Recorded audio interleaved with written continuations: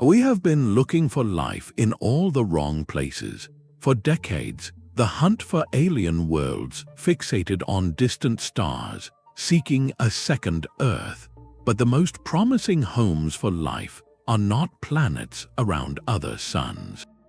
They are hidden right here in our own cosmic neighborhood, buried under miles of ice. This video is your guided tour of 25 frozen moons and dwarf planets that secretly hold vast, dark oceans of liquid water. By the end, you will know exactly where in our solar system we might find extraterrestrial life and the incredible missions launching to search for it. How can an ocean exist in the deep freeze of space, and what strange creatures could swim in its eternal night?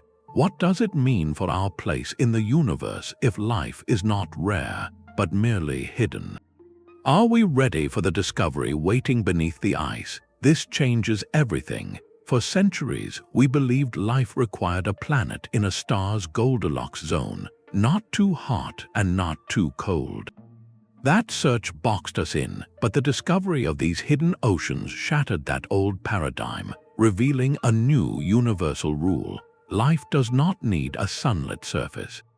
It needs a stable, wet, and warm pocket, and those can exist anywhere a world has an internal furnace. The real magic is not sunlight, but heat from within. For these frozen moons, that warmth comes from three powerful sources. The first is the relentless gravitational tug of a parent planet. As a moon orbits, the planet's gravity stretches and squeezes its rocky core, creating friction.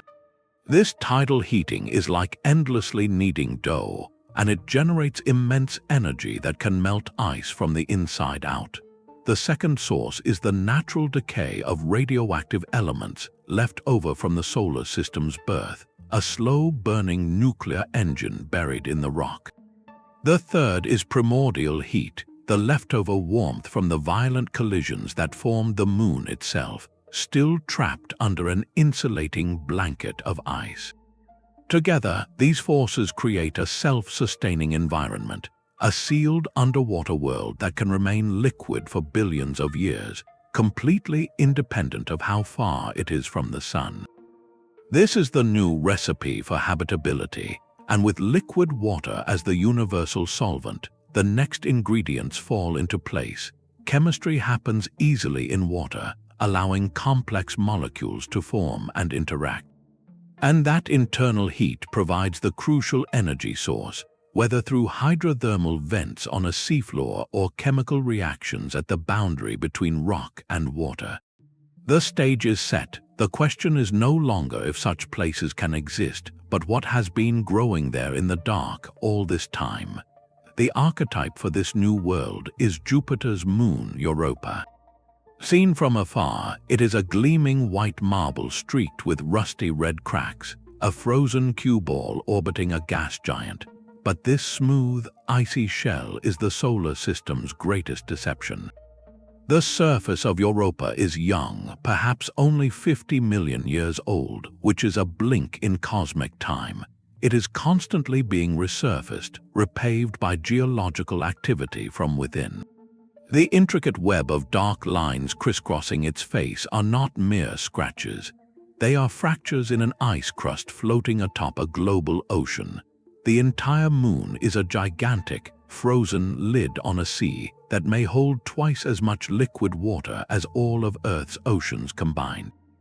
The Galileo spacecraft provided the first definitive clues. As it flew past Europa, its instruments detected a weak magnetic field that wobbled in sync with Jupiter's own powerful one.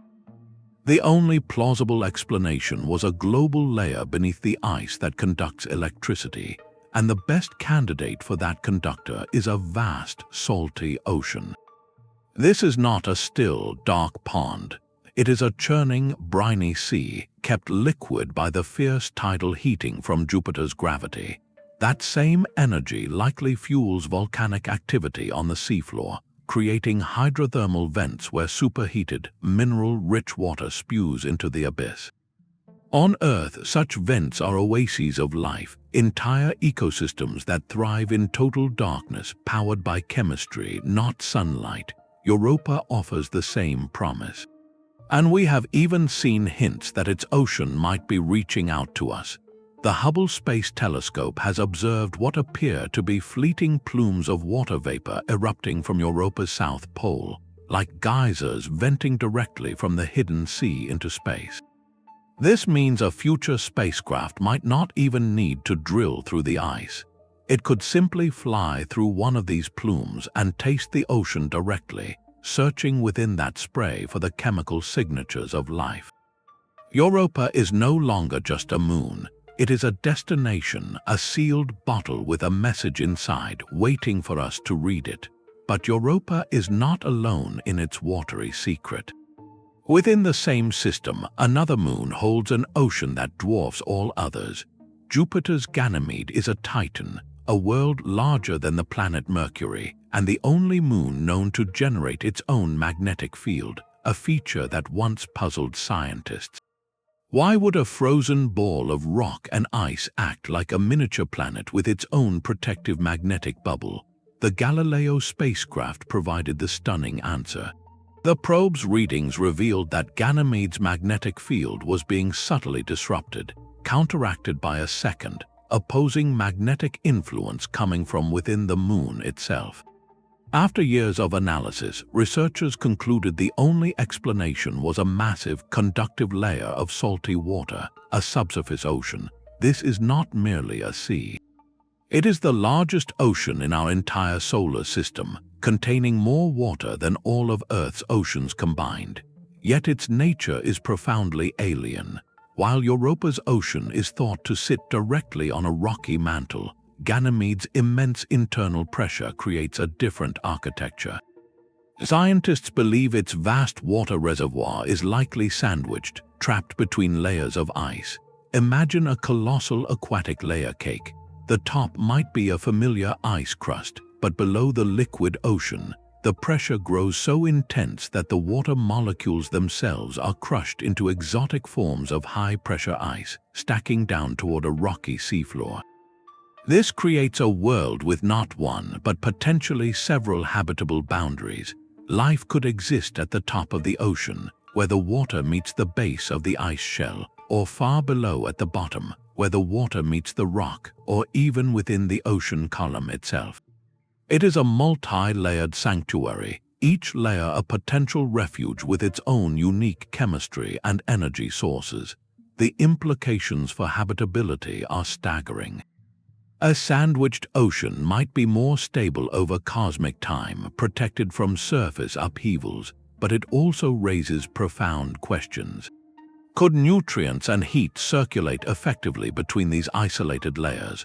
Could life originating at a deep, rocky seafloor find a way to migrate upward? Or would each zone be its own isolated, evolutionary experiment? Ganymede presents a new model for a living world, one of profound and layered complexity hidden beneath a cratered, icy face. Yet further out, orbiting in the cold quiet, Jupiter's moon Callisto presents a profound mystery. Its face is the most heavily scarred in the solar system, a testament to 4.5 billion years of relentless bombardment. Unlike Europa's smooth, young shell or Ganymede's grooved terrain, Callisto's surface is a frozen record of cosmic violence, untouched by geological renewal. It is the archetype of a dead world, a place where time seems to have stood still. This makes the discovery beneath its ancient crust all the more astonishing. Data from the Galileo spacecraft's magnetometer revealed a subtle but undeniable signature. As Callisto moved through Jupiter's powerful magnetic field, it created a weak, secondary field that opposed the giant planet's influence. Just as with Ganymede, the only plausible conductor for this magnetic response was a layer of salty, liquid water. The quietest of Jupiter's large moons, one we assumed was a simple ball of rock and ice, was hiding an ocean. This finding rewrites the rules for habitability. Callisto lacks the intense tidal heating that churns Europa's interior.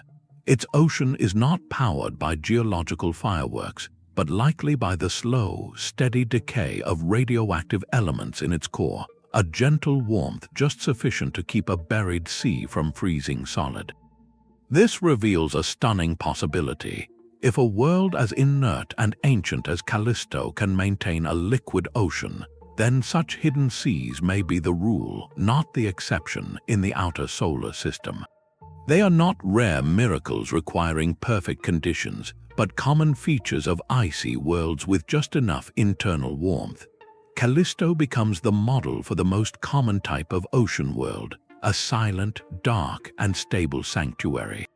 Its ocean, sealed beneath 100 miles of primordial ice, may be one of the oldest continuous environments in our solar system. What might have begun to stir in that profound and patient darkness, given billions of years of undisturbed chemistry?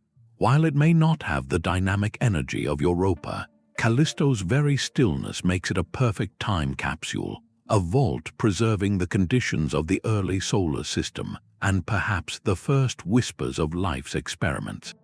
While Callisto represents a silent, ancient vault, another moon chose to shout its secret across the solar system. Saturn's small, brilliant moon Enceladus is a world of pure revelation. For centuries, it was just another icy dot, a mere 300 miles across, gleaming in the sunlight. Then the Cassini spacecraft arrived, and it showed us a moon that was not merely holding an ocean, but actively spraying it into space. Cassini's cameras captured something impossible: geysers of water ice erupting from the moon's south pole in towering, sunlit plumes, creating one of Saturn's faint rings. These fountains were not random. They erupted from a series of deep, parallel fractures in the ice, nicknamed the tiger stripes, warm cracks in the frozen crust where the internal ocean was bleeding out into the vacuum. This was our invitation. Mission planners made a daring decision. They would fly Cassini directly through these plumes. The spacecraft, never designed for such a maneuver, would become an interstellar taste tester. As it sped through the icy spray, its instruments sampled the material. The results were breathtaking. The plumes were not just water vapor.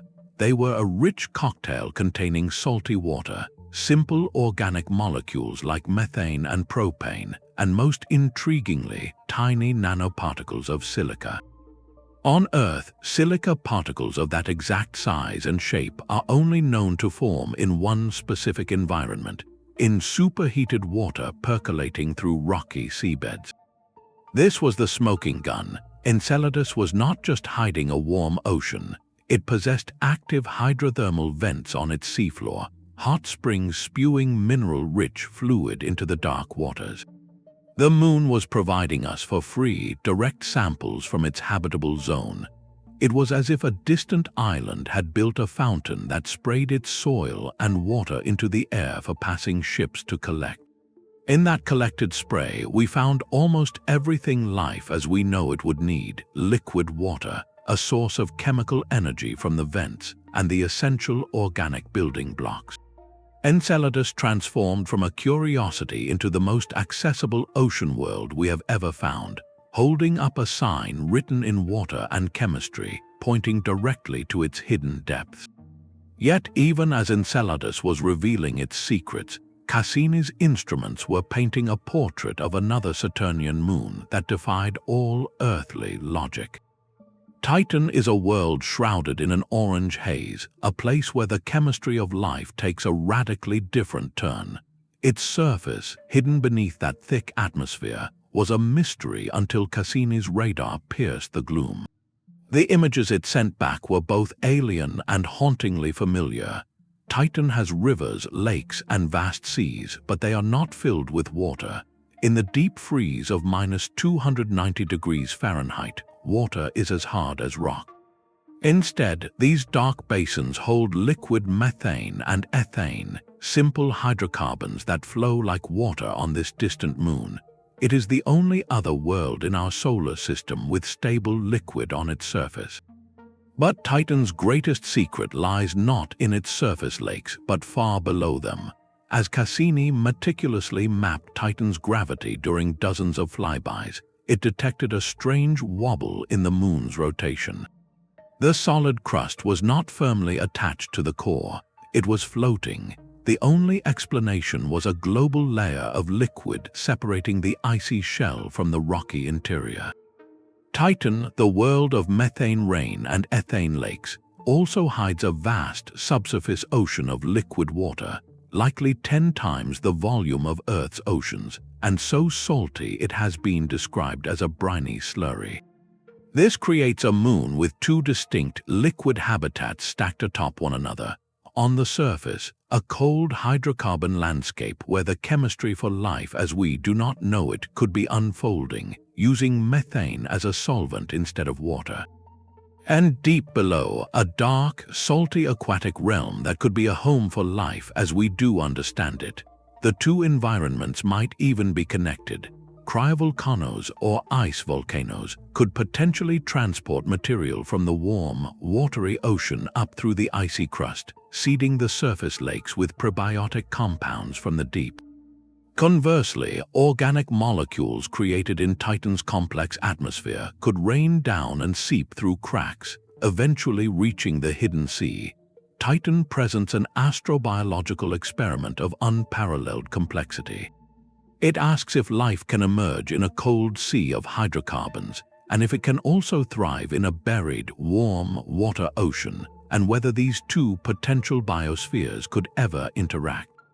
It is a world with two separate recipes for life, existing in layers of profound alienness, making it perhaps the most intriguing single object in our entire search for what life can be. The search for hidden oceans has taught us to expect certain signs, a smooth young surface, active geysers, or a global magnetic field, but the cosmos delights in defying our expectations. Saturn's moon Mimas should have been the last place anyone looked.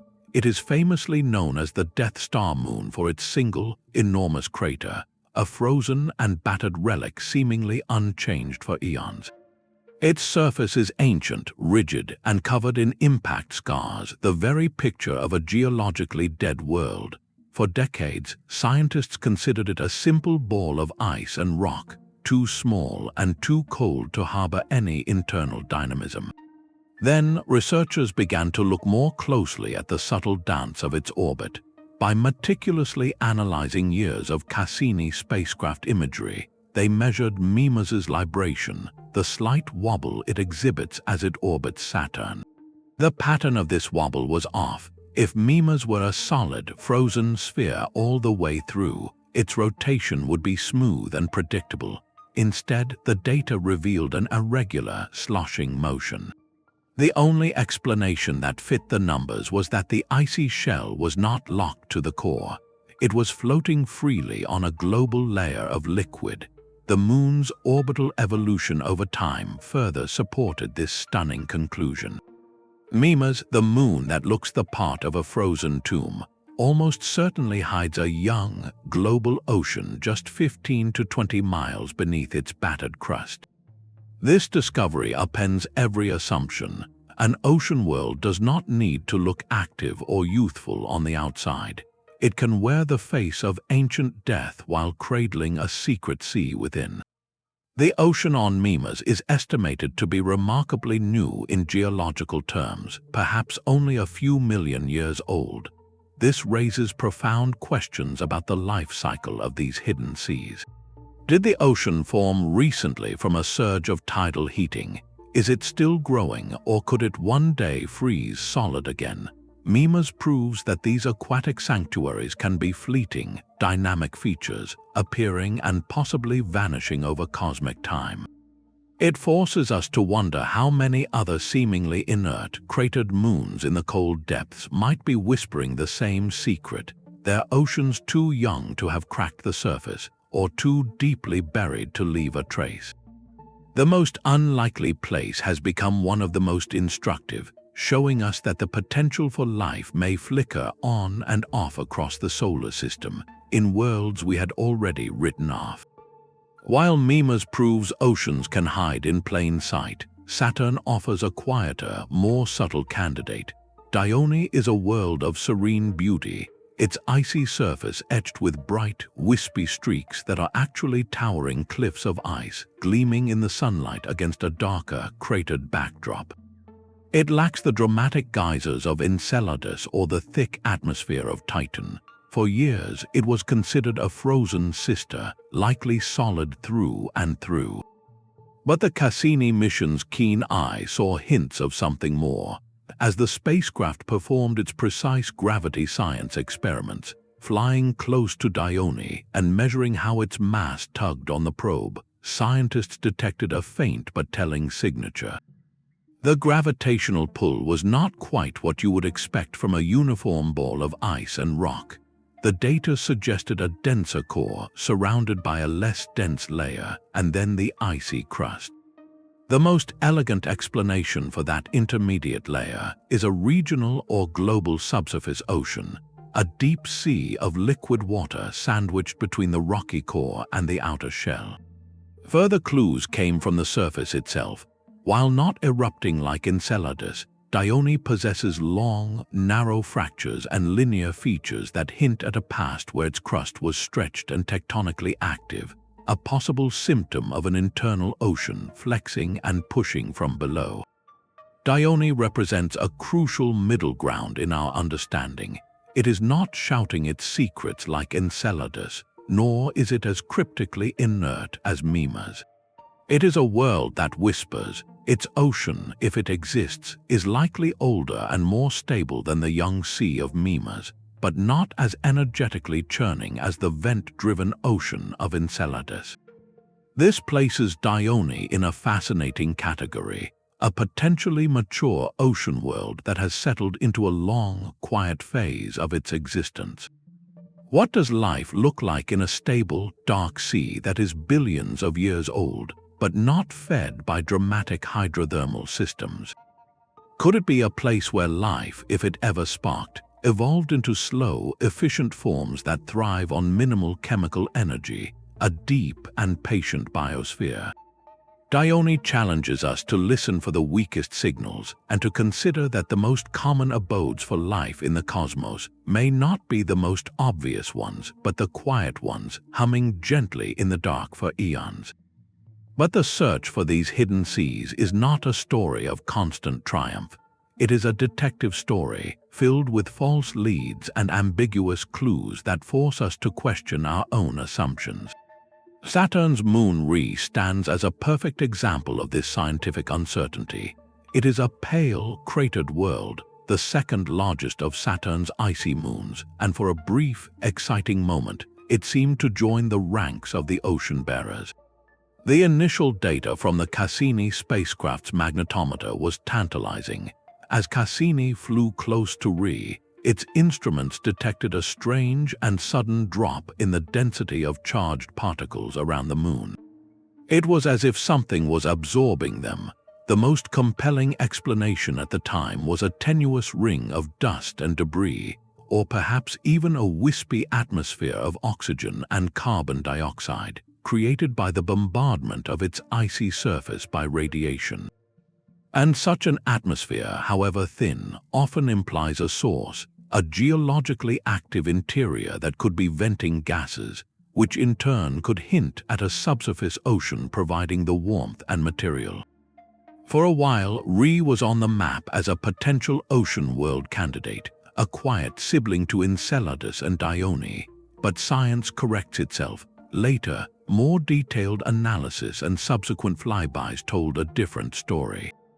The signature Cassini detected was more likely caused by Rhe simply plowing through Saturn's magnetic field, creating a temporary void in the particles, not by an atmosphere or ring of its own.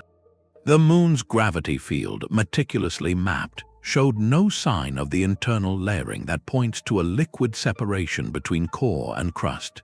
It appears to be exactly what it looks like, a solid, frozen body of rock and ice all the way through. Rhe is not a failure of discovery, it is a crucial lesson. It illustrates the razor-thin line we walk in this search, the line between an ocean moon and a purely icy body. A single instrument reading can open a door to wonder, but it takes a confluence of evidence, gravity data, surface geology, and orbital dynamics to confirm that the door leads to a hidden sea. Reed teaches us caution. It reminds us that not every icy moon harbors an ocean, and that part of the quest is learning to distinguish the hopeful whisper from the definitive signal. In doing so, it makes the confirmed oceans on its neighboring moons all the more precious and profound. Their existence is not a guess, but a conclusion built from multiple, independent lines of proof, a hard-won truth pulled from the silent dark. Far beyond Saturn's rings, in the deep chill of the outer solar system, lies a world of stolen identity. Neptune's largest moon, Triton, does not belong. It moves in the wrong direction, orbiting backwards against Neptune's rotation in what astronomers call a retrograde orbit.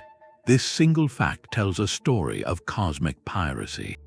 Triton was not born alongside the ice giant.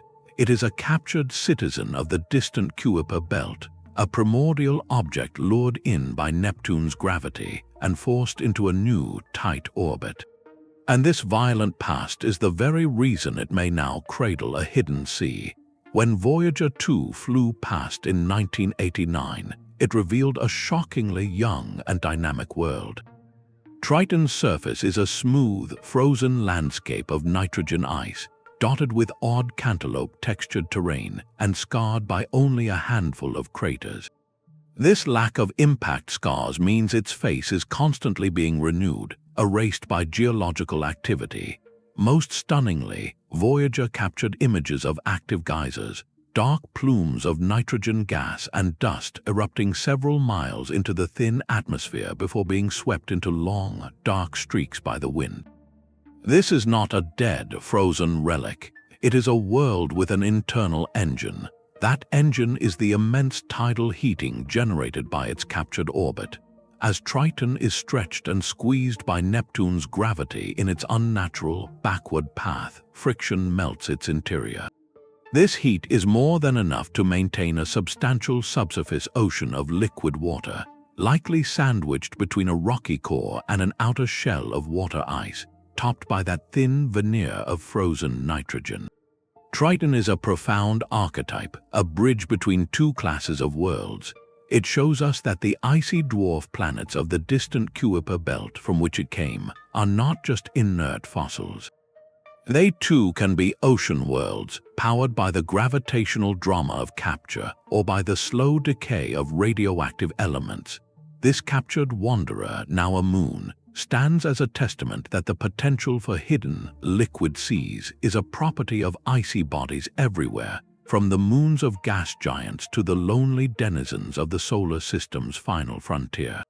If life can emerge in such a place, it would mean the recipe is not just local but universal, written into the very fabric of icy worlds across the galaxy.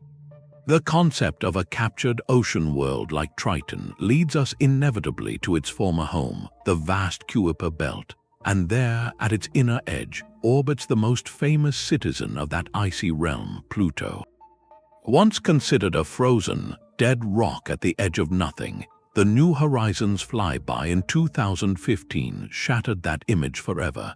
The spacecraft revealed a world of staggering complexity, with towering mountains of water ice, vast plains of frozen nitrogen, and a hazy, layered atmosphere. But the most profound clues were written in the very shape of the dwarf planet itself. If Pluto had cooled and contracted over its history, as scientists expected, its surface should have been covered in global contraction cracks, like the wrinkles on a dried-out fruit. New Horizons saw almost none. Instead, it saw signs of global expansion. The surface appeared stretched, not shrunk. This paradox had one compelling solution: a subsurface ocean that had frozen and expanded, pushing the crust outward. The strongest evidence for this lies in the most iconic feature on Pluto, its great white heart.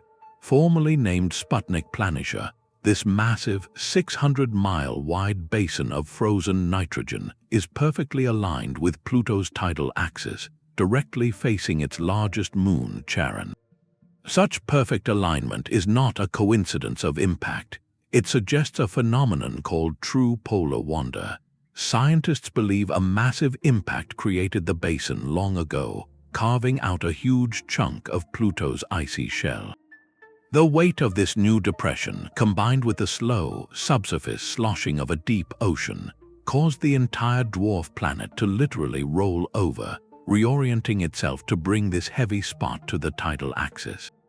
Think of a spinning basketball with a lump of gum stuck to its side. It will wobble until the heavy spot aligns with its spin. For Pluto to have done this, its interior could not be rigidly locked.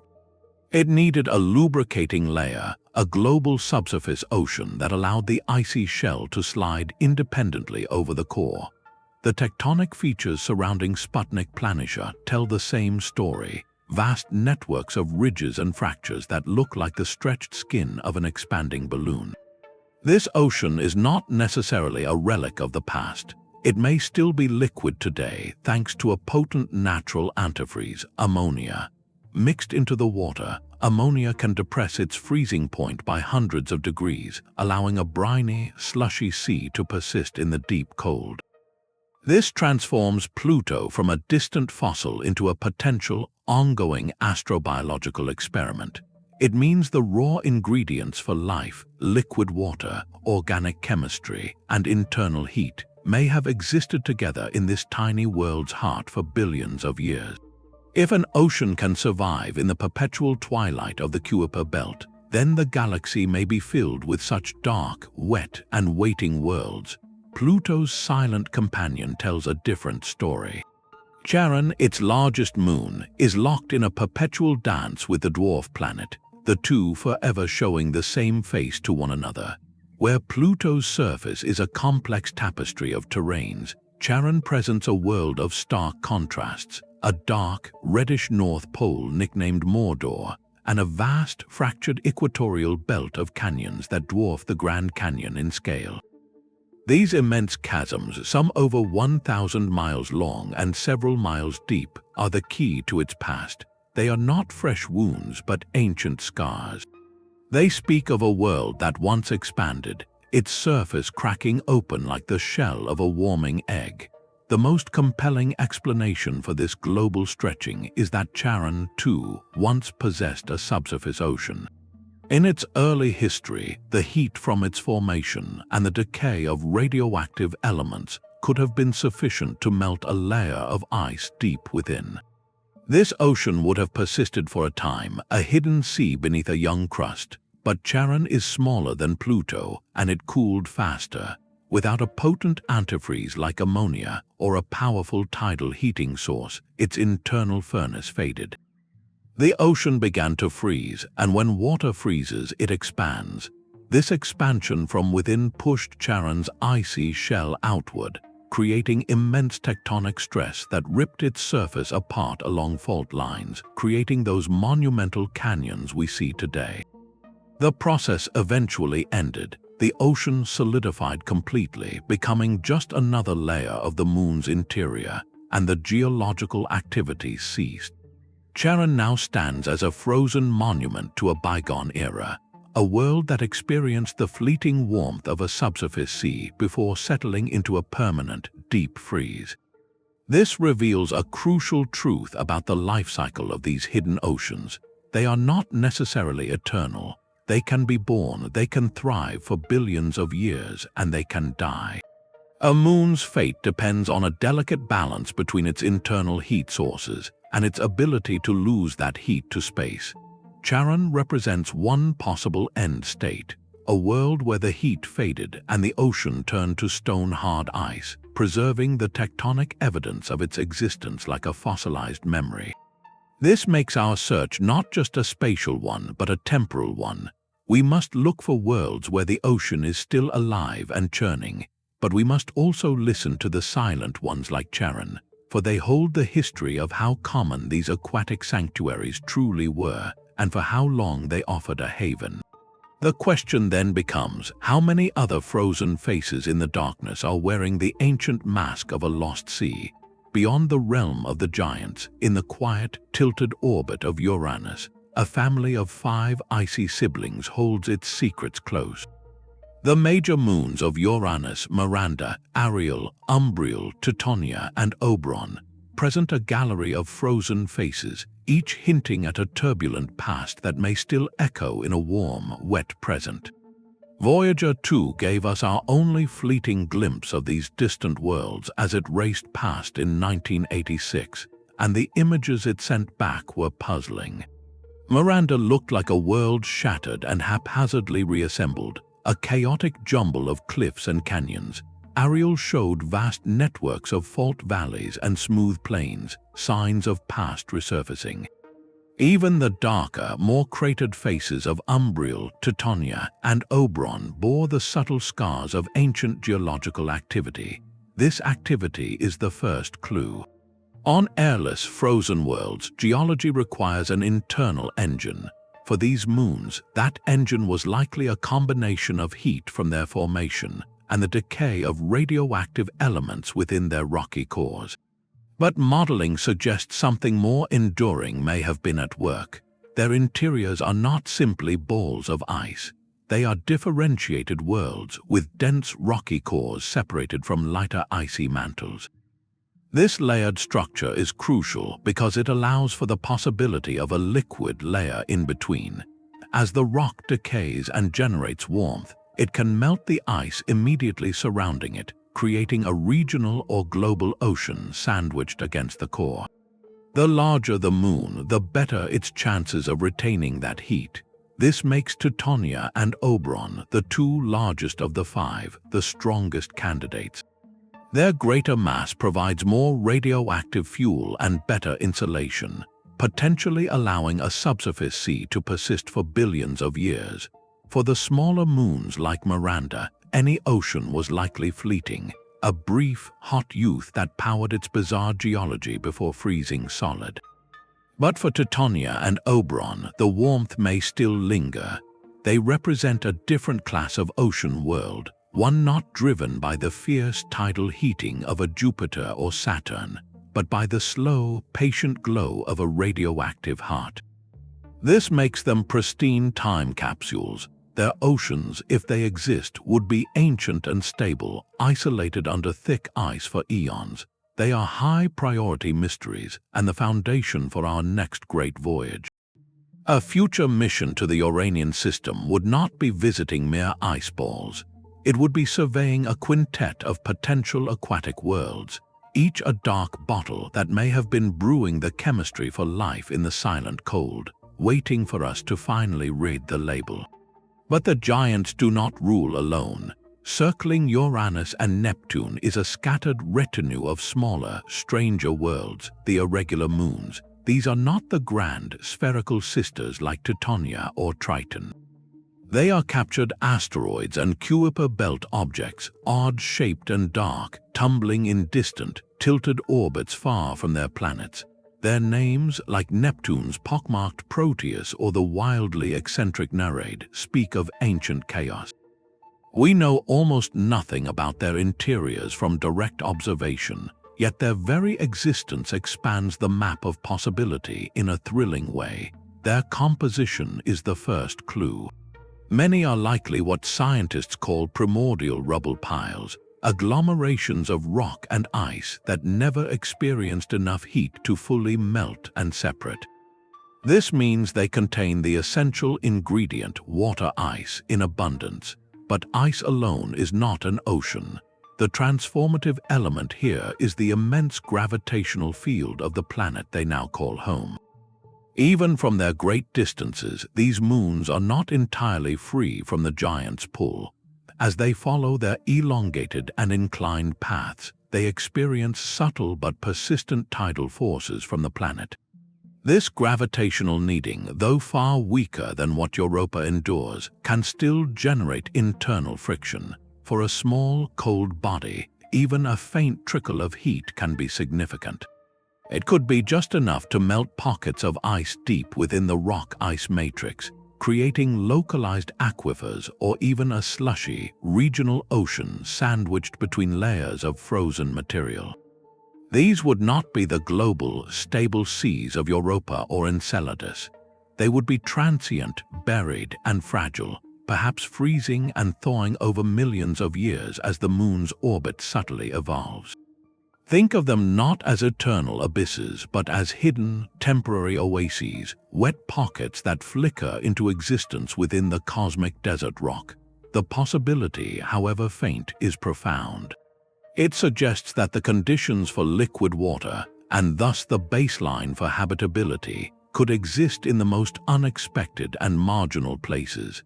If a captured, tumbling mountain of ice and rock can, through gravitational fortune, nurture a secret reservoir of liquid, then the potential for aqueous sanctuaries is almost absurdly widespread. Our solar system may be riddled with these minor, wet worlds, each a dark, silent experiment in whether chemistry can awaken in the most fleeting of damp pockets. Far from the dark giants tucked between the orbits of Mars and Jupiter, a tiny world was quietly rewriting the rules. Ceres is the largest object in the asteroid belt, a dwarf planet that for centuries was considered little more than a barren, rocky relic. The Dawn spacecraft's arrival in 2015 shattered that assumption.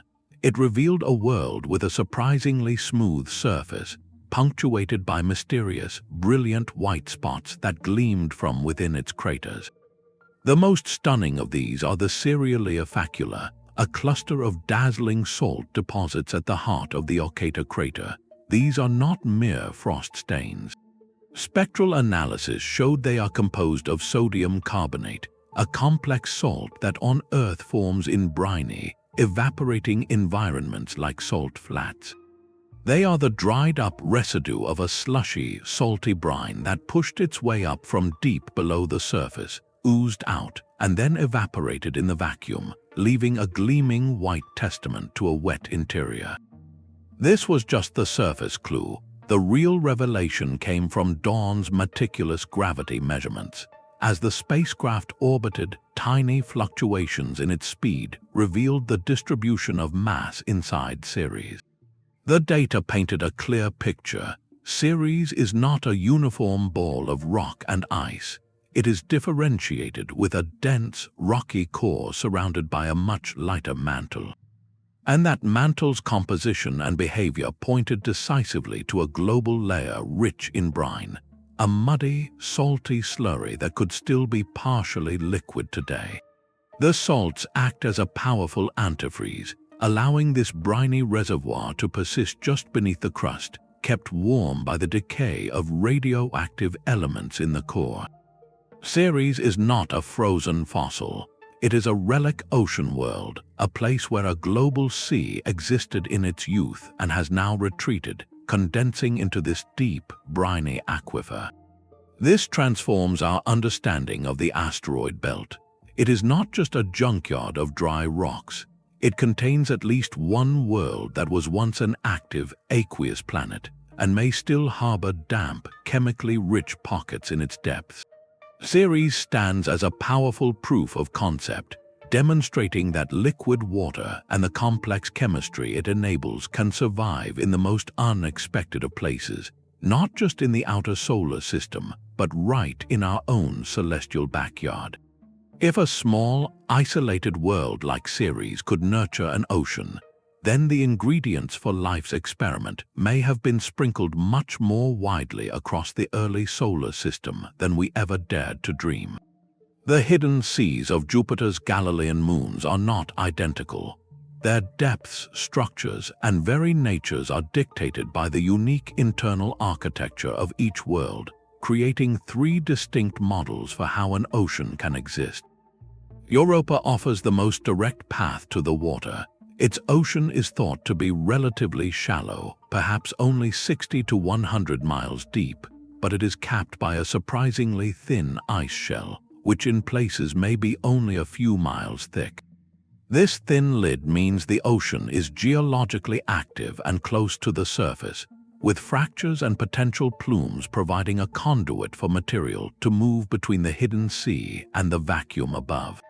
The chemistry here is likely driven by a rocky seafloor where tidal heating fuels hydrothermal vents, creating energy-rich environments. Ganymede presents a far more complex and layered reality.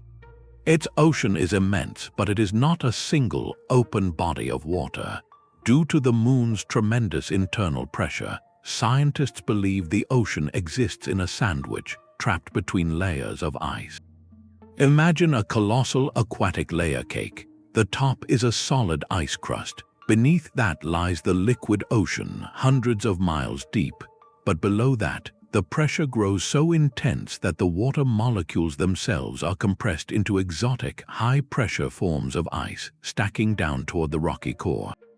This creates not one, but multiple potential habitats. Life could exist at the top of the ocean, where water meets the base of the ice shell, or at the very bottom, where liquid finally touches rock, or even within the isolated ocean column itself.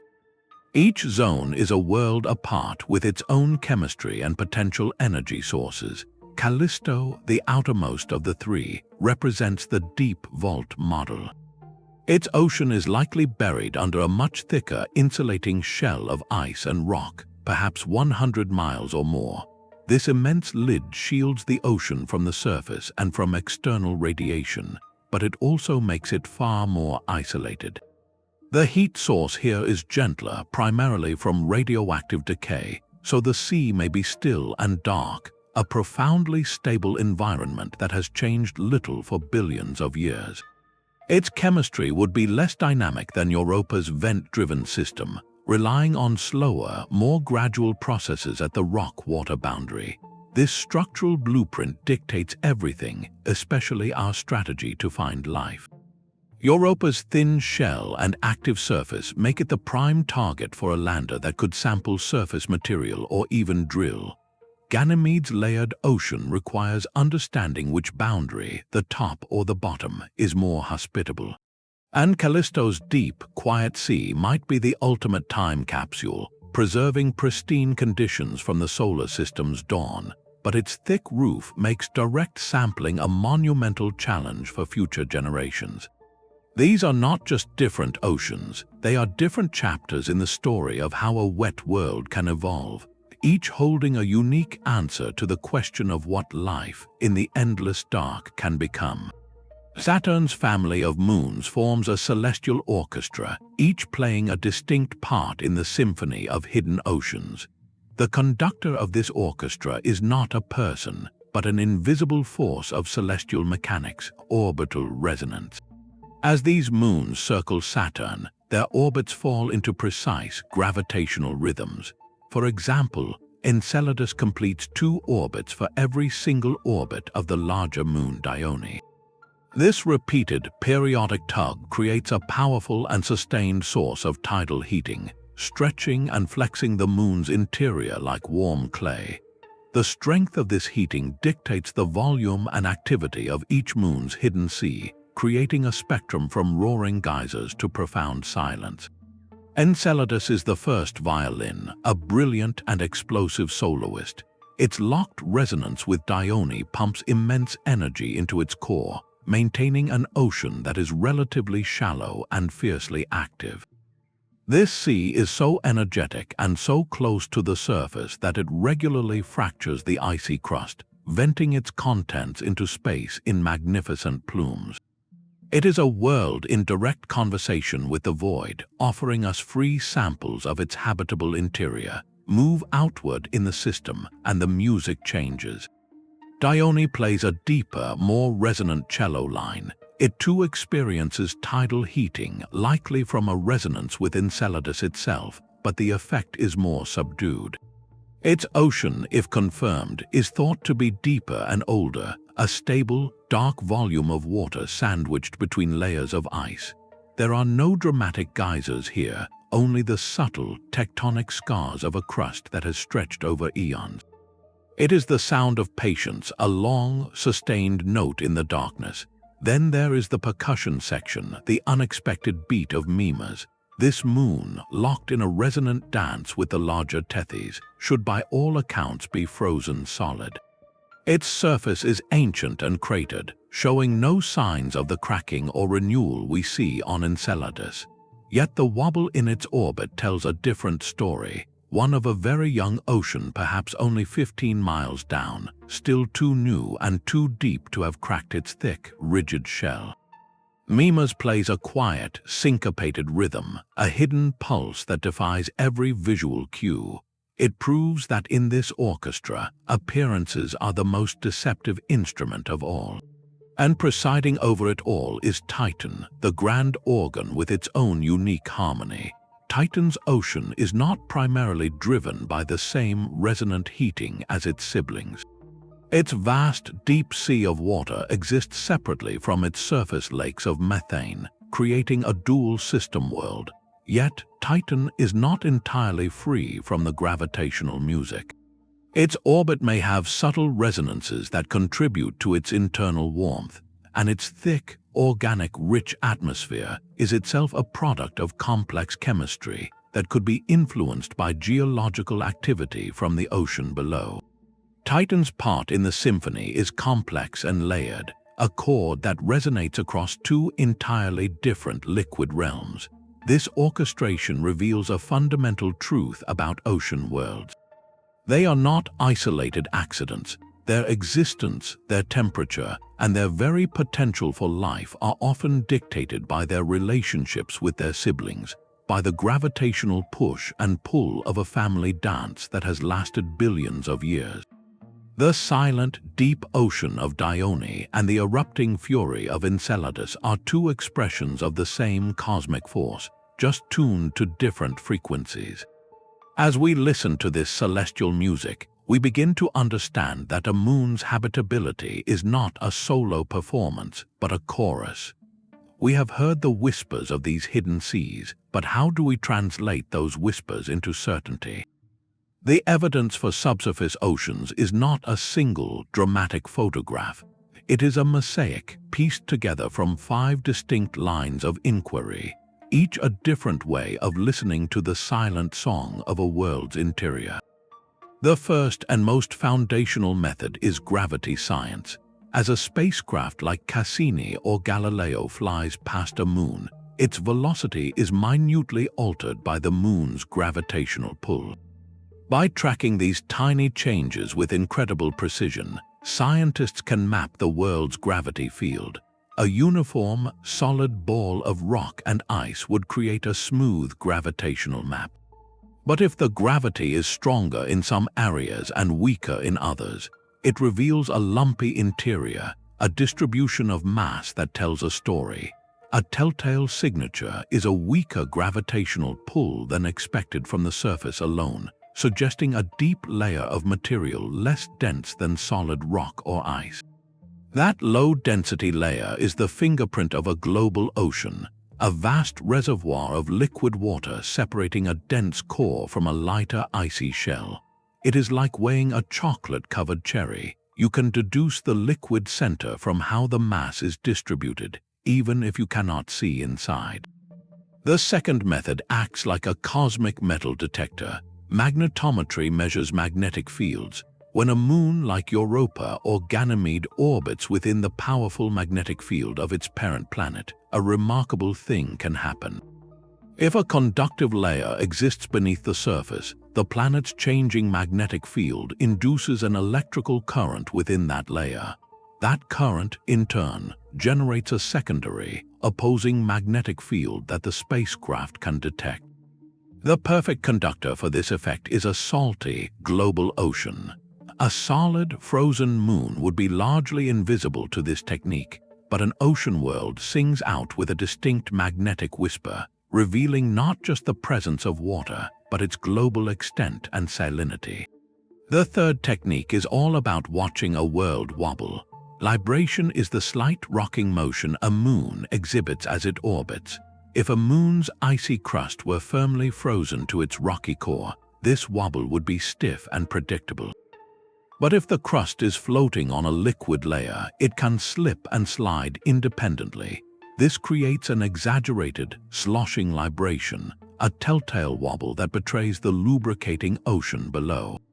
It was this precise measurement, analyzing years of Cassini imagery of Mimas, that revealed the ocean hiding beneath its ancient cratered face. We are essentially watching a moon's skin slide over its bones, and the slipperiness proves the presence of the liquid in between. The fourth line of evidence is written on the surface itself. Geology tells a story of stress and strain. The vast global fracture networks on Europa, the towering ice cliffs on Dione, the absence of contraction cracks on Pluto, these are all surface expressions of powerful forces from within. An ocean that freezes and expands can stretch a crust, creating canyons. An ocean that is tidally heated can flex and crack the overlying ice, creating the linea on Europa or the tiger stripes on Enceladus.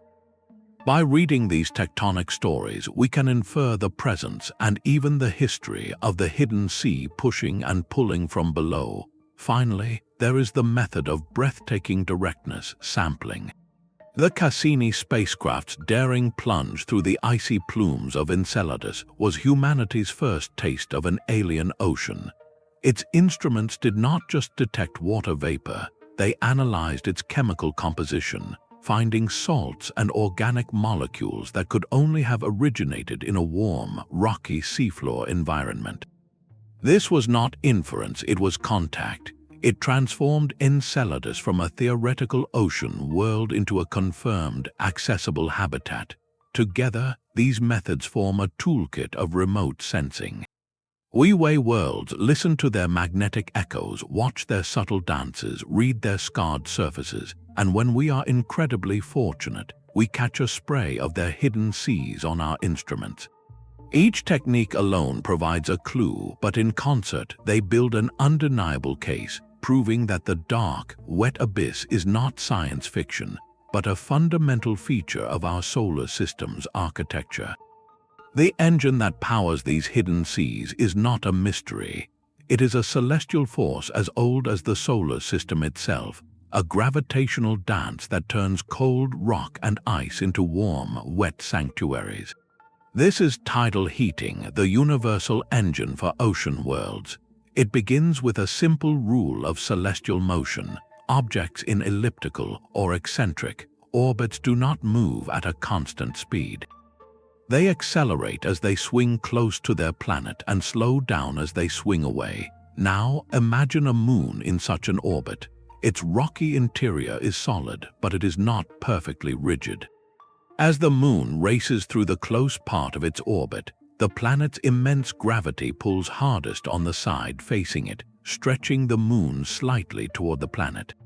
Then, as the moon moves to the far point of its orbit and slows, that gravitational grip relaxes, and the moon's own elasticity allows it to snap back toward a more spherical shape. This constant, rhythmic stretching and relaxing, this gravitational kneading, creates immense internal friction, and friction generates heat. It is like bending a metal coat hanger back and forth repeatedly. The point where it flexes becomes hot to the touch. On a planetary scale, this process can generate enough heat to melt ice and sustain a global ocean for billions of years. But the true masterstroke of this system is something called orbital resonance. This occurs when moons fall into a precise gravitational rhythm, their orbital periods locked in simple ratios, like musicians keeping perfect time. The most famous example is the Laplace resonance around Jupiter, where for every single orbit Ganymede completes, Europa completes exactly 2, and the volcanic moon Io completes 4. This lockstep dance is not a gentle waltz, it is a relentless, synchronized tug of war. The periodic gravitational kicks from its siblings keep each moon's orbit slightly eccentric, preventing it from settling into a perfectly circular and thus tidally inactive path. Io, the innermost, is stretched so violently it becomes the most volcanically active body in the solar system, its surface remade by fire. That same ferocious energy, just a little further out, becomes the gentle, sustaining warmth that keeps Europa's ocean liquid. And further still, it contributes to the internal heat of Ganymede. This resonant chain is a cosmic feedback loop, a self-regulating system that ensures the tidal furnace keeps burning. Without this precise gravitational choreography, these orbits would circularize over time, the flexing would cease, and the oceans would freeze. Tidal heating transforms a moon from a passive ice ball into a dynamic, living system. It is the invisible hand that stirs the pot, ensuring the deep, dark waters do not simply stagnate, but churn with currents, potentially cycling nutrients and energy between a rocky seafloor and the icy ceiling above. This process reveals a profound truth about habitability. It is often a communal affair. A moon's potential for life can be directly gifted by the gravitational relationships it holds with its siblings, a shared warmth born from a perfectly timed celestial dance. This relentless cold presents a seemingly insurmountable barrier. In the outer solar system, temperatures plunge to hundreds of degrees below zero, a realm where pure water should be eternally frozen solid. Yet the oceans persist liquid and dark because they are not filled with pure water. They are complex chemical soups brewed with powerful natural antifreeze. The most common agent is simple salt. On Earth, we sprinkle salt on icy roads because it lowers the freezing point of water. The same principle works on a planetary scale. When minerals like magnesium sulfate or sodium chloride dissolve in a subsurface ocean, they disrupt the orderly formation of ice crystals. The water molecules, now surrounded by charged salt ions, require much colder temperatures to lock into a solid state. This briny chemistry can depress the freezing point by dozens of degrees, allowing a slushy sea to churn in profound cold. But for the most distant and frigid worlds, salt alone is not enough. Another compound enters the mix, one with even more potent properties: ammonia. This simple molecule, a nitrogen atom bonded to 3 hydrogen atoms, is a cosmic super-antifreeze. When mixed with water, it forms a eutectic mixture, a solution that remains liquid at a dramatically lower temperature than either substance alone. An ammonia water brine can stay liquid at temperatures as low as -100 degrees Celsius or even colder. This explains how a world like Pluto, receiving only a faint whisper of sunlight, could possibly maintain a subsurface ocean. Its interior is not a pool of water, but a thick, slushy brine rich in ammonia, a cocktail that refuses to freeze solid even in the deep chill of the Kuiper belt. These chemical agents do more than just prevent freezing. They actively reshape the potential for life. Salty, ammonia-rich waters are denser and more viscous, potentially affecting how nutrients circulate and how cells might function. They also introduce new and complex chemical pathways, providing different raw materials for probiotic chemistry to experiment with. The presence of these antifreezes expands the map of habitability exponentially. It means a world does not need to be tidally heated to a cozy warmth. It just needs to be warm enough to melt a brine. A little internal heat, combined with the right chemical cocktail, can sustain a liquid sanctuary in places we once thought were perpetually locked in ice. The solar system is not filled with frozen deserts, but with potential chemical laboratories, each ocean a unique experiment in how to stay wet against all odds, and what might eventually grow in that enduring, salty dark. But an ocean of liquid water, however remarkable, is only the first line in a much longer recipe. For a world to be truly habitable, it must provide a complete and enduring kitchen for life, a place where chemistry can not only begin, but persist and complexify over billions of years. We call this the habitability triad, a stable convergence of 3 non-negotiable ingredients. The first, of course, is the liquid water itself, the universal solvent where molecules can dissolve, move, and interact. The second is a suite of essential chemical elements, the building blocks of complex organic molecules. Scientists summarize these with the acronym CHNOPS, representing carbon, hydrogen, nitrogen, oxygen, phosphorus, and sulfur. These are the fundamental atoms from which proteins, membranes, and genetic material are constructed. And the third, most crucial ingredient is a source of chemical energy, a spark to drive the reactions that build and sustain living systems. On Earth, sunlight provides that energy for surface life, but in the eternal night of a subsurface ocean, life must find another way. This is where the geology of the ocean floor becomes everything. The most promising scenario is a seafloor where liquid water is in direct contact with a rocky mantle. At this interface, two powerful energy sources can emerge. The first is hydrothermal activity, where heat from the moon's interior causes water to circulate through cracks in the rock, becoming superheated and enriched with minerals before spewing back into the ocean. These vents, whether black smokers like on Earth or perhaps gentler systems, create localized oases of energy-rich chemistry. The second source is radiolysis, a process where radioactive elements in the rocky core emit particles that split water molecules apart as they pass through. This creates hydrogen and highly reactive oxidants, chemicals that can react with each other to release energy, a slow-burning nuclear battery that could power microbial life across a vast seafloor, even in the absence of dramatic vents. Finally, there is the element of time.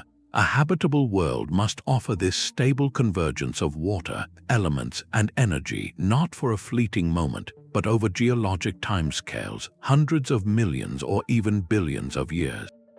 Life likely needs immense stretches of uninterrupted time to emerge from simple chemistry and evolve. This is why the discovery of ancient, stable oceans on moons like Europa and Ganymede is so compelling.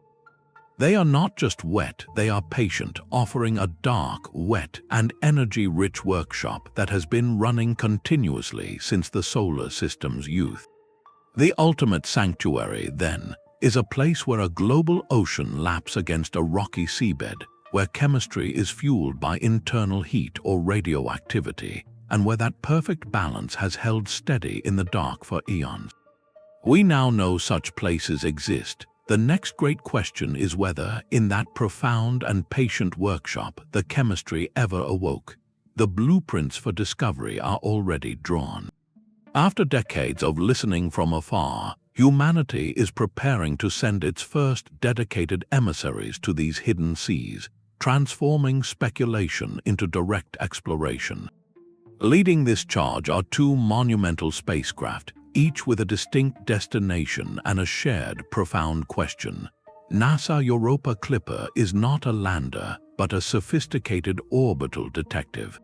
Its mission is to conduct the most detailed reconnaissance of Jupiter's icy moon ever attempted, flying by Europa nearly 50 times at low altitude.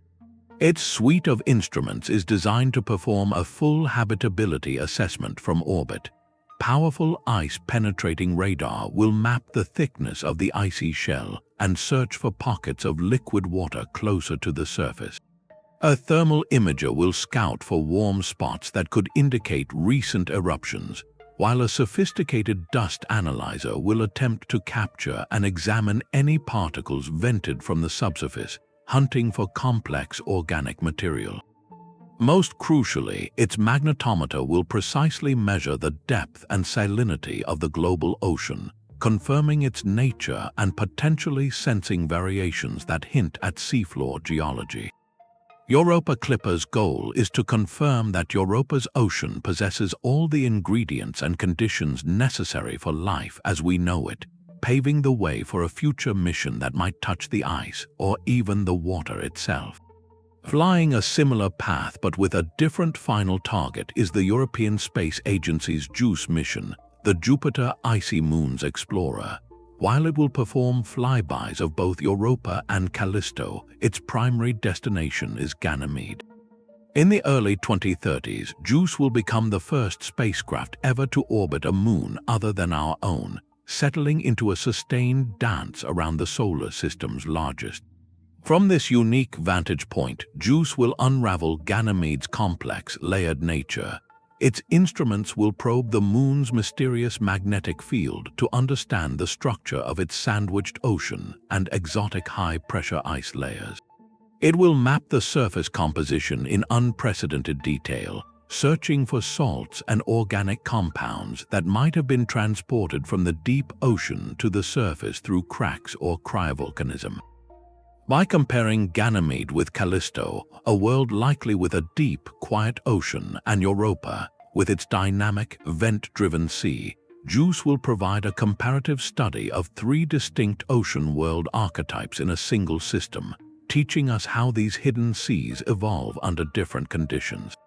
But the vision extends far beyond these two missions. On drawing boards and in laboratories, scientists are dreaming of the next steps, concepts that sound like science fiction but are in active development.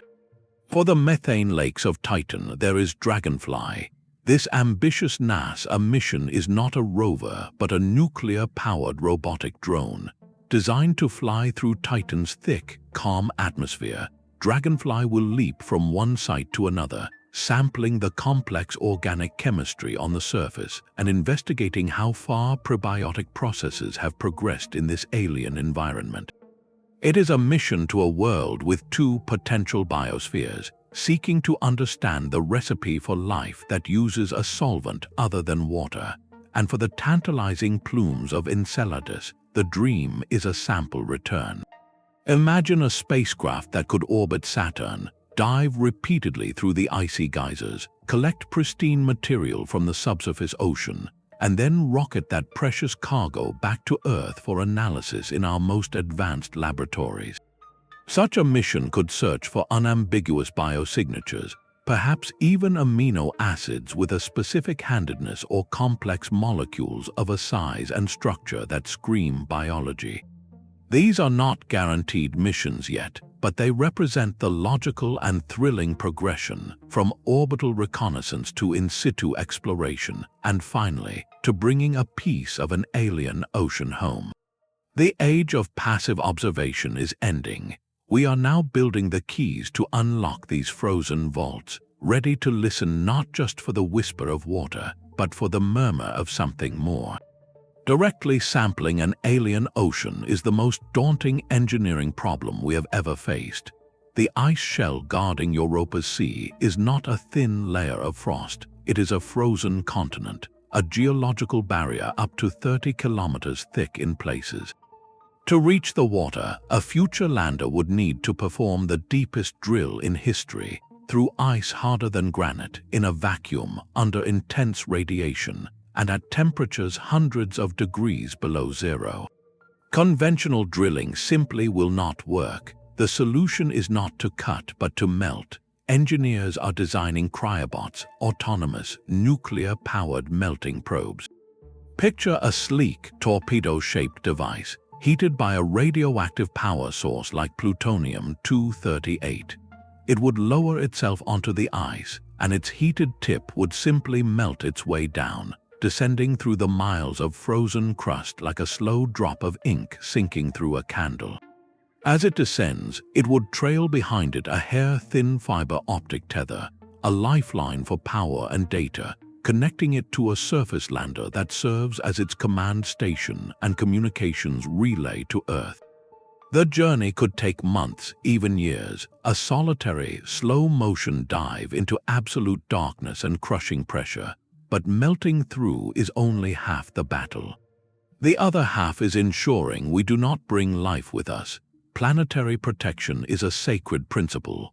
We must be certain that any microbes we detect are native to that alien ocean, not stowaways from Florida that hitched a ride on our spacecraft.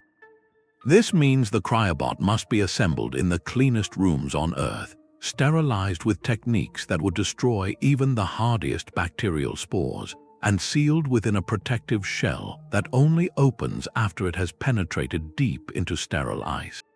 It is a mission of profound cleanliness, for we seek not to colonize but to listen, and if such a probe finally breaks through, that moment would be one of the most profound in human history.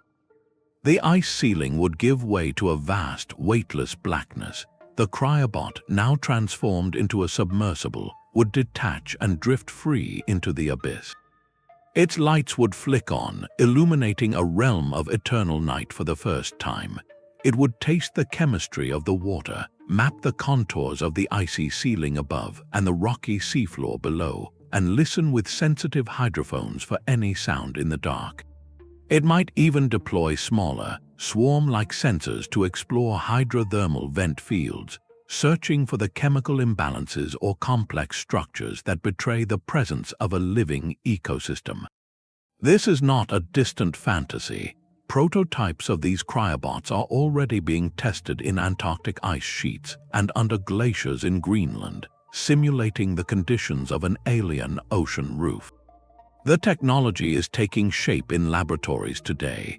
The dream is to send such a probe to Europa or Enceladus within our lifetimes, to lower a mechanical eye into the dark and finally answer the question that has haunted us for generations: are we alone? The implications of this discovery ripple outward to the very edges of the cosmos. Our solar system, once thought unique, now serves as a template for the galaxy. The data from exoplanet surveys is unequivocal. Gas giant planets are not rare. They are common, perhaps even more common than rocky worlds like our own. And where there are gas giants, there are likely icy moons, just as Jupiter and Saturn have their retinues of frozen satellites. This simple extrapolation leads to a staggering conclusion. For every pale blue dot like Earth orbiting in a star's habitable zone, there could be dozens, even hundreds, of icy moons with hidden subsurface oceans, each a self-contained, wet and warm pocket. The census of potentially habitable real estate in the universe just exploded. Life, if it emerges readily in such environments, may not be a rare spark on a perfect surface, but a common outcome in the dark, wet interiors of countless frozen worlds. The galaxy may be teeming with life, but it is a hidden biosphere, a universe of interior oceans sealed beneath miles of ice, utterly invisible to our telescopes. We have been searching for cousins on distant Earths, while an entire family of aquatic worlds may have been flourishing in the shadows all along. This shifts the fundamental paradigm of astrobiology. The classic habitable zone, that narrow band where liquid water can exist on a surface, becomes just one neighborhood in a much vaster cosmic metropolis. The true arena for life may be the subsurface habitable zone, a condition that depends not on starlight, but on internal heat and chemistry, a condition that can be met almost anywhere an icy body orbits a giant planet or retains its own radioactive warmth. If our solar system's 25 are any guide, such places could outnumber Earth-like planets by an order of magnitude. Life in the universe, therefore, might not announce itself with verdant surfaces or technological signals. It might be a quiet, patient, and submerged phenomenon, a whisper in the dark that we will only hear if we learn to listen in the right way, by sending probes to melt through the ice. The great silence we perceive from the cosmos may not be emptiness at all, but the profound quiet of deep, dark waters waiting for a light to finally pierce their abyss. But the count of 25 is not a final number. It is a snapshot of our current understanding, a best estimate drawn from the data we have in hand. It represents the worlds where multiple lines of evidence converge to paint a compelling picture of a hidden sea. Yet our solar system is vast, and for every moon we have studied in detail, there are dozens we have only glimpsed. The true census of ocean worlds is almost certainly larger, waiting to expand with each new mission and telescope observation. Consider Saturn's enigmatic moon Iapetus, a world of stark contrast with one hemisphere as dark as charcoal and the other as bright as snow. Its most defining feature is a colossal equatorial ridge that gives it the appearance of a cosmic walnut. This bizarre geology hints at a violent and complex history. While current models suggest it is likely solid today, its large size and differentiated structure mean it could have harbored a subsurface ocean in its distant past, an ocean whose freezing and expansion might have contributed to the formation of that incredible ridge. Its story is still being read, Further out in the scattered disk of the Kuiper belt, dwarf planets like Eris and Makemake beckon with mystery. Eris is slightly more massive than Pluto, and Makemake is a bright, reddish world. We know they are covered in ices, and their densities suggest they are differentiated, with rocky cores separated from icy mantles. This is the essential architecture for a subsurface ocean. While they lack the tidal heating of a giant planet's grip, their internal warmth from radioactive decay could be sufficient, especially if their waters are enriched with antifreezes like ammonia. They are distant, frozen points of light, but they follow the same blueprint that Pluto revealed, a blueprint that ends with a hidden, briny sea. Every new observation has the potential to add another name to the list. The upcoming launch of powerful new observatories like the Vera C. Rubin Observatory will survey the outer solar system in unprecedented detail, measuring the shapes and rotations of countless icy bodies. A subtle wobble in the spin of a distant dwarf planet, a gravitational anomaly sensed by a passing spacecraft, a fresh crack on an ancient surface, any of these could be the clue that unlocks another ocean. The 25 we know are just the beginning. They are the loudest voices in a chorus that likely includes many more, singing softly in the dark, waiting for us to learn how to listen. These hidden seas offer more than just a sanctuary for life. They present a possible answer to one of cosmology's most haunting puzzles. Known as the Great Filter, this idea asks why, in a vast and ancient universe, we see no obvious signs of vast galactic civilizations. One unsettling possibility is that some catastrophic barrier inevitably stops simple life from progressing to intelligence and interstellar travel. But what if the filter is not a wall of destruction, but a door of protection? Subsurface oceans could be that door. Imagine life emerging easily and often on the wet, rocky surfaces of young planets, only to be utterly sterilized by asteroid bombardments, solar flares, or its own runaway environmental changes. Surface life is fragile, exposed to the violent whims of space. Life that begins or retreats into a global ocean, however, is cradled in a profoundly stable environment. Shielded by miles of ice from cosmic radiation and all but the most catastrophic impacts, buffered against stellar changes, and powered by a steady planetary heartbeat, such a biosphere could thrive for billions of years in peaceful isolation. It would be a universe of living worlds, but worlds that are eternally introspective, their civilizations, if they ever arose, evolving in a dark abyss with no concept of a sky, no stars to navigate by, and no impetus to ever leave their aquatic cradle. The filter, then, is not death but a kind of cosmic insulation. Life becomes common, but it is forever hidden, sealed away in interior oceans, making the galaxy appear silent and empty.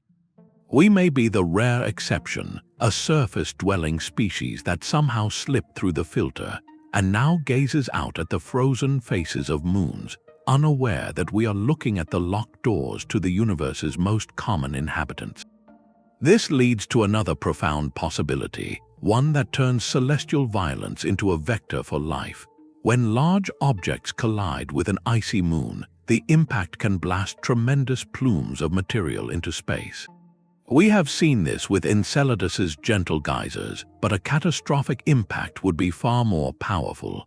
If that moon harbors a subsurface ocean, the ejected material could contain droplets of salty water, frozen chunks of ice with microbial inhabitants tucked inside, or at the very least, a rich soup of organic compounds. This ejected matter does not simply vanish. Within a planetary system like Jupiter's or Saturn's, gravitational dynamics are a complex web. Much of this debris will be captured by the planet's gravity, eventually raining down onto other moons. This process is called panspermia, the natural transfer of life or its precursors between worlds. In a system teeming with ocean moons, impacts could turn them into a networked archipelago. A microbe originating in the hydrothermal vents of Europa could, after a colossal impact, find itself frozen in a chunk of ice drifting through space. That ice chunk might, millions of years later, fall as a meteorite onto the surface of Ganymede, melt through its icy shell, and seed its ocean with a new branch of life. The entire Jovian system could become a single, interconnected biosphere, a celestial garden where life, once sparked, is shared and diversified across multiple watery worlds. This is not a fringe idea. It is a testable consequence of orbital mechanics and impact physics. Future missions that find life on one moon will immediately look for biochemical kinship with any life found on its siblings. If the genetic or metabolic blueprints are strikingly similar, it would be powerful evidence that life in our solar system did not arise independently in each dark sea, but is a single family, a shared heritage spread by ancient cosmic collisions. The silent, frozen surfaces of these moons may not be just lids, but pages in a shared library, recording a history of exchange written in impact craters and the shared chemistry of life itself. The frozen, silent faces we once saw as barren are in truth the lids of dark, living seas. This journey across 25 worlds has redrawn the map of our own solar system, revealing it not as a desert with a single oasis, but as an archipelago of hidden oceans. The search for life beyond Earth has fundamentally changed. It is no longer a hopeful scan of distant stars, but a targeted expedition with coordinates already locked in. Within the next few decades, robotic emissaries will orbit Europa and Ganymede, taste the plumes of Enceladus, and fly across the methane lakes of Triton. We are not waiting for a signal from the void, we are sending our sensors directly into the abyss. This is the new frontier, and it lies in our own cosmic backyard. The profound shift is one of perspective. For all of human history, we gazed at the night sky and saw points of light, cold and distant. We now know that many of those points are not merely rocks or balls of gas. They are worlds with hearts of liquid water, with seafloors and currents and dark, patient chemistry. We live in an ocean-rich solar system. The next chapter in the story of life may not be written on a distant planet under an alien sun, but here, in the eternal night beneath miles of ice, waiting for our light to finally reach it.